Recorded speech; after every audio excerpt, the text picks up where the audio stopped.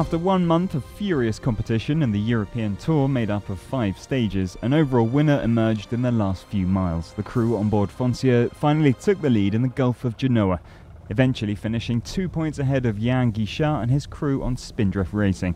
Only 2 points out of the 280 distributed throughout the race, a race that started at Kiel in Germany, moved to Dublin, then Cascais in Portugal, Marseille and finally Genoa in Italy.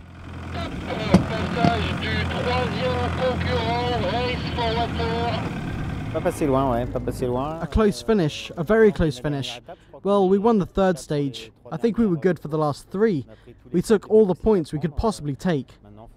Foncia also sailed really well and deserves the victory. The 5 skippers on this first European tour have all been raving about the Mod 70, the 21-metre 20 trimarans. They say the boat has potential and that the new course was both exciting and tiring.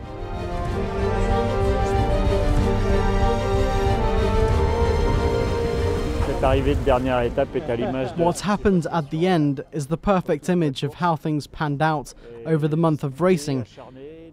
Fortunes were easily reversed. Every story has an end, so this European Tour story ends with the departure of Foncia. The European Tour stands as the last victory for Foncia and its skipper. After 5 fruitful years of collaboration, Michel Desjoyeux's sponsor has decided to stop the partnership. 5 decorated years that took him wins at the Vendée Globe, the Solitaire du Figaro and now a European Tour. It was the first European Tour but not the last. Next year's will be bigger with 7 boats rather than 5.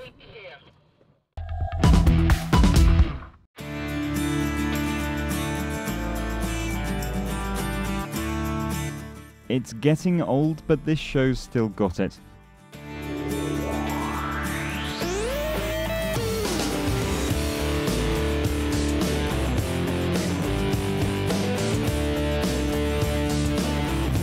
The 30 years young Voile de Saint-Tropez brings together hundreds of boats and thousands of sailors for an unmissable rendezvous at the end of the season.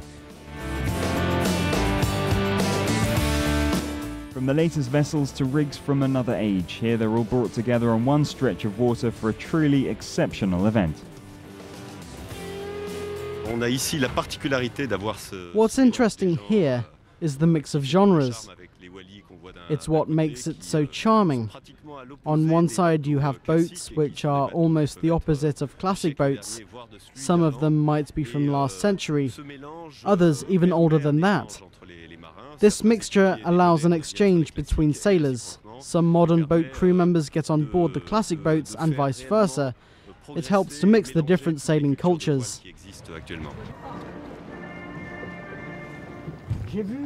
Over the week, sailing legends mix with the ultra-rich and characters like Patrick. People here know him as Docteur La Ficelle, the string doctor, and with good reason.